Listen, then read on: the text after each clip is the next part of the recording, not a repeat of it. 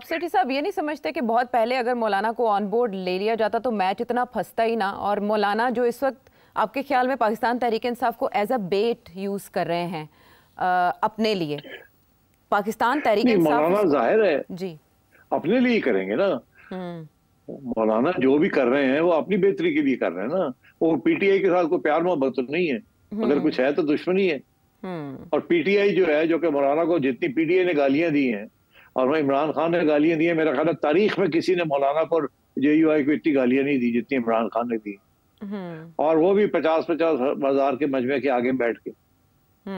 तो सियासत में ये सब कुछ चलता है, मगर दिलों में जो बात होती है वो नहीं बाहर आती।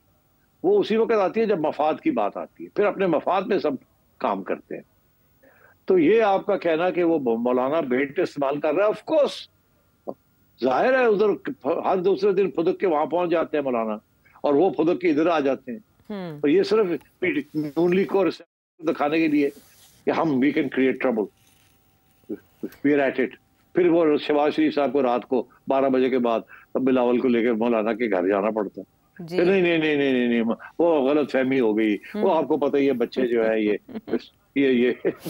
खुद ही कुछ ना कुछ कर लेते हैं ना। मौलाना रहने दो, कोई गल नहीं, मौलाना उनकी दाढ़ी शाड़ी को जाके हाथ लगाया होगा। मगर मौलाना भी तो खेलेंगे ना, पूरी गेम खेलेंगे। वो आखिरी वक्त तक खेलेंगे, मगर मैं ये कह रहा हूँ कि आखिरी वक्त पे वो he will go with the government. But वो इस तरीके से, ताकि ये लगे ना कि वो गवर्नमेंट के साथ गए हैं, ताकि ऐसे लगे कि उन्होंने जमहूरियत के लिए, आइन के लिए ये सब कुछ किया। ठीक है, लेकिन एंड टाइम पे मौलाना पहले इत्तफाक़ राय का इंदिया देते हैं, फिर बैरिस्टर गौहर से मिलने के बाद वो बहुत गुस्से में ये बातें करते हैं। अब कल तक ये पाबंदी है इमरान खान साहब से मुलाकात पर, और दूसरी तरफ बिलावल ये एहतमाम करते दिखाई दे रहे हैं, बैरिस्टर गौहर को तसल्ली करवा रहे हैं कि मैं आपकी मुलाकात का एहतमाम करता हूँ बानी पीटीआई के साथ। बानी पीटीआई अब इस सिचुएशन में आपके ख्याल में क्या माइंड अप्लाई करेंगे? बानी पीटीआई ने कहना कोई डील नहीं, नो डील, बॉयकॉट, एहतजाज, स्ट्रीट पावर, सड़कों पे निकलो, नहीं मानते हम इसको। दैट इज व्हाट बानी पीटीआई इज गोइंग टू से। अच्छा, मीनवाइल मौलाना फजलुर रहमान की जानिब से सेठ साहब एक मशवरा दिया गया है कि जस्टिस मंसूर अली शाह की जो नेक्स्ट अपॉइंटमेंट है as chief justice of Pakistan, उसका नोटिफिकेशन इशू कर दिया जाए। अब देखें, काजी फायज ईसा साहब के जाना तो ठहर गया कि फुल कोर्ट का भी नोटिफिकेशन हमने देख लिया। क्या अब सिर्फ और सिर्फ बोन ऑफ कंटेंशन उनका नोटिफिकेशन ही है, वो आएगा तो मसला हल हो जाएगा? नहीं, नोटिफिकेशन आएगा। नोटिफिकेशन आना का मतलब है हथियार गिरा दिए गवर्नमेंट ने। अच्छा, जाहिर है अगर आप नोटिफाई कर देते हैं मंसूर अली शाह को, और आपके ज़हन में वो इस वक्त बहुत बड़े प्रॉब्लम बने हुए हैं तो फिर आपने तो हथियार गिरा दिए। ये सारा मामला जब तक अमेंडमेंट पास होगा, उसके बाद ये मंसूर अली शाह साहब का क्या स्टेटस होगा, काजी साहब का क्या स्टेटस होगा, याया साहब का क्या स्टेटस होगा, और अमीनुद्दीन साहब का क्या स्टेटस होगा, एंड एटसेट्रा, ये बातें भी बाद में पता चलेगी once the amendment is pass. ठीक है, तो अभी यहाँ पर आप कह दें सिट साहब के इलेक्शन कमीशन का क्या स्टेटस होगा, क्योंकि आज के दिन की एक बहुत बड़ी डेवलपमेंट एक बार फिर सुप्रीम कोर्ट की तरफ से एक वजाहत का आना है कि सीएमए लेकर इलेक्शन कमीशन तकरीबन एक माह पहले सुप्रीम कोर्ट गया कि अब आप बताएं कि इलेक्शन एक्ट में तरमीम जो है वो प्रिवेल करती है, हम उसको इम्प्लीमेंट करें, या सुप्रीम कोर्ट की तरफ से जो ऑर्डर आ चुका है रिजर्व सीट्स के ऊपर वो प्रायोरिटी रखता है, वो तरजीह रखता है। लेकिन उसके जवाब में एक और वजाहत आई कि क्लैरिटी की ज़रूरत पहले भी नहीं थी, और अब जो सुप्रीम कोर्ट का ऑर्डर है आपको उसको इम्प्लीमेंट करने में ताख़ीर नहीं करनी चाहिए। इलेक्शन कमीशन अभी तक ना तो मखसूस नशिस्तों के हवाले से कोई नोटिफाई कर सका है, और ना ही वो इम्प्लीमेंट कर सका है सुप्रीम कोर्ट के फैसले को। तो क्या करेगा इलेक्शन कमीशन? वो ये सवाल लेकर गए थे सीएमए के थ्रू कि आपने जो फैसला दिया उस पे इलेक्शन एक्ट में तरमीम आई कि रेट्रोस्पेक्टिवली अप्लाई होगा ये इलेक्शन एक्ट, तो उस पे सुप्रीम कोर्ट का ये कहना था कि हम उसे रेट्रोस्पेक्टिवली नहीं मानते, सुप्रीम कोर्ट के फैसले पर उसका असर नहीं हो सकता, इफेक्ट नहीं रखता उसके ऊपर। तो ये सीएमए लेकर गया हुआ था इलेक्शन कमीशन।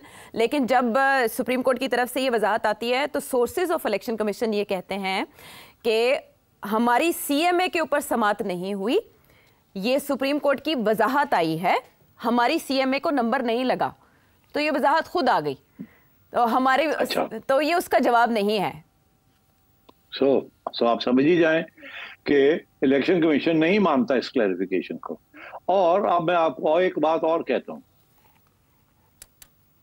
ये 8 जजेस साहब ने तो खुद ही कर दिया ना ये, नंबर लगाए बगैर सीएमए के। जी ठीक, उसकी हियरिंग तो नहीं हुई। अच्छा, अब काजी फायज ईसा साहब स्टिल चीफ जस्टिस। जी ऐसे ही है ना जी। पहले रजिस्ट्रार ने भी कोई इंटरवेंशन की थी, याद होगा आपको। जी, काजी फायज ईसा साहब ने रजिस्ट्रार को लेटर लिख के पूछा था कि इससे पहले जो वजाहत आई थी जजेस की जानिब से, उसकी समाअत कहाँ हुई और फिर वो सुप्रीम कोर्ट की वेबसाइट पर अपलोड कैसे हो गया, फिर रजिस्ट्रार का जवाब आया था उस पर। तो क्या अब भी काजी फायज ईसा कोई लेटर लिख के पूछेंगे? मैं ये कहता हूँ आपके कि अगर तो काजी फायज ईसा साहब अब इसके अंदर फिर कूद जाते हैं, अच्छा, उनकी तरफ से कोई पेशकदमी होती है जिसका ताल्लुक इस क्लैरिफिकेशन के साथ है, तो इसका मतलब है काजी साहब अगले अरेंजमेंट जो आ रहा है उसका हिस्सा होंगे। अच्छा, स्टिल इन द गेम। और अगर वो चुप करके बैठ जाते हैं और इस क्लैरिफिकेशन को चलने देते हैं और किसी स्टेज पे भी अगले 6-7 दिन के अंदर आपने फेलो जजेस के साथ कोई इश्यू नहीं बनाते, तो फिर आप समझें कि ही इज गोइंग होम। ठीक है। और मीनवाइल अगर सेठी साहब इलेक्शन कमीशन मुअत्तल अराकीन को जो रिजर्व सीट्स पर मुअत्तल किए गए थे उनको बहाल कर देता है, तो ये भी एक जवाब होगा? बिल्कुल हो सकता है। ये मैंने पहले कहा था आपको कि इलेक्शन कमीशन कहेगा कि हमारा मसला अभी वही है और हमें स्पीकर ने ये ऑर्डर किया है और हम एक अलग हैसियत है हमारी, हम इशू कर देते हैं, ये सारी सीट्स दे देते हैं इनको। तो उसके साथ फिर ये होगा ना कि जाहिर है एक पिटीशन आ जाएगी कि जी ये इलेक्शन कमीशन ने जो कुछ किया ये इलीगल है, या ये जजेस खुद चेंबर में बैठ के इलेक्शन कमीशन को धर लेंगे, कहेंगे आ जाओ जी, आपने कंटेम्प्ट ऑफ कोर्ट किया। तो मतलब ये मैं आपसे कह रहा हूं कि इस वक्त जो सिचुएशन सुप्रीम कोर्ट में बनी हुई है वो ऐसे है जैसे कि ये 8 जजेस अलग एक सुप्रीम कोर्ट बना लिया इन्होंने और बाकी जो है वो अलग हो गए हैं और ये खुद ही अपने फैसले करी जा रहे हैं और अपनी हियरिंग्स कर रहे हैं और अपने फैसले सुनाने शुरू कर दिए। तो दिस मीन्स के अब बहुत बड़ी क्राइसिस सुप्रीम कोर्ट में है और इस वक्त ये जो 8 जजेस हैं इनके साथ ना गवर्नमेंट है ना इलेक्शन कमीशन है, उधर पीटीआई इनके साथ है। इनफैक्ट मैं तो कहूँगा पीटीआई ने बड़ी ज्यादती की है, मंसूर अली शाह साहब को कंट्रोवर्शियल इतना बना दिया है कि वो कभी भी अब उनके बारे में हमेशा कोई ना कोई चीज उड़ती जाएगी। वेरी सैड, वेरी फाइन जज एंड मगर पीटीआई ने कि जी वो आएंगे, वो उड़ा देंगे इलेक्शन को, ये कर देंगे, वो कर देंगे, और फिर एज आई सेड एक आध फैसला ऐसा है जिसपे मंसूर अली शाह साहब ने मुनीब अख्तर साहब के साथ दिया। इन्होंने quite an absurd judgment frankly, but उसके साथ अब उनकी भी स्टैंडिंग खराब हो गई। तो अब ये इस किस्म की सिचुएशन है एंड आई एम अफ्रेड जब तक ये कॉन्स्टिट्यूशनल अमेंडमेंट पास नहीं होता और अगले अपॉइंटमेंट्स नहीं हो जाती उस वक्त तक ये कंफ्यूजन चलेगी। बट मुझे लग ऐसे रहा है कि सुप्रीम कोर्ट के अंदर ये 8 जजेस जो हैं ये कुछ भी नहीं मानेंगे अब। अच्छा, ये कुछ भी नहीं मानेंगे, इनके अंदर से ब्रेक होनी पड़ेगी। सम जजेस will have to be broken और will have to shift their position ताकि ये मामला आगे चले।